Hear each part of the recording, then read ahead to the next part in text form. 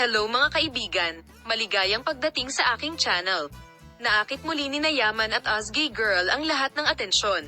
Ang relasyon sa pagitan ng Ken Yaman at Demet Özdemir ay yumanig ng husto kay Ozgy Girl Ilay, at ang sikat na aktres na si Demet Özdemir ay nagulat sa mundo ng magazine sa isang pahayag na nagpasaya sa kanyang mga tagahanga.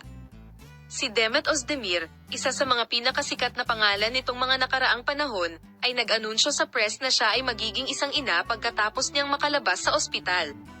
Ang hindi inaasahang anunsyo ng pagbubuntis ni Demet Özdemir ay lumikha ng isang bambang epekto sa media.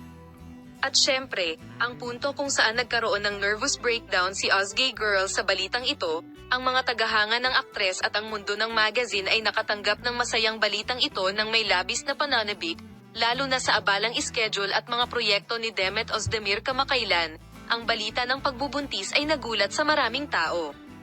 Ang punto kung saan sinabi ni Ozgy Girl na si Demet Özdemir ay buntis at hindi siya naniniwala sa kanyang mga nakatatanda at na ito ay isang malaking kasinungalingan.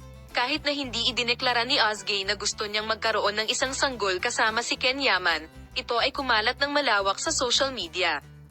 Sa maikling panahon, kahit na ang sikat na aktres ay hindi nagbigay ng detalyadong impormasyon tungkol sa anunsyo ng pagbubuntis, kapansin-pansin na ang masayang balita ng kanyang malapit na bilog ay samalubong sa bawat pagdiriwang ng kanilang kaguluhan na may ngiti ang kanyang mga tagahanga ay nagsimulang maghintay ng may pagkamausisa para sa bagong yugto ng media actress. Ang hakbang na ito na ginawa ni Demet Özdemir upang maging isang ina ay itinuturing na isang harbinger ng isang bagong panahon sa kanyang personal na buhay at karera. Sabi ng mga tagahanga ng sikat na aktor, makakasama nila siya sa masayang prosesong ito at inaabangan nila ang mga susunod niyang pahayag. Salamat sa lahat sa panonood ng aking video column, makita ka sa mga bagong video.